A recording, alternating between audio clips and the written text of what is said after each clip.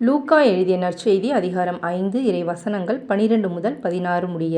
இயேசு ஓர் ஊரில் இருந்தபோது உடலெல்லாம் தொழுநோயால் பாதிக்கப்பட்டிருந்த ஒருவர் வந்தார். அவர் இயேசுவைக் கண்டு அவர் காலில் விழுந்து, ஆண்டவரே, நீர் விரும்பினால் எனது நோயை நீக்க உம்மால் முடியும் என மன்றாடினார். இயேசு கையை நீட்டி அவரைத் தொட்டு, நான் விரும்புகிறேன், உமது நோய் நீங்குக என்றார். உடனே தொழுநோய் அவரை விட்டு நீங்கிற்று.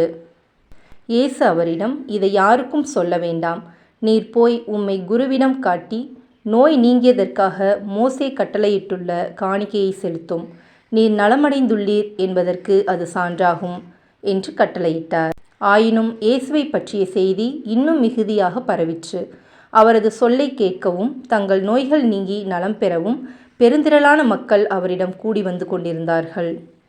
அவரோ ஆள் நடமாட்டம் இல்லாத இடங்களுக்கு சென்று தனித்திருந்து இறைவனிடம் வேண்டி வந்தார். இது கிறிஸ்துவின் நற்செய்தி. கிறிஸ்துவே உமக்கு புகழ்.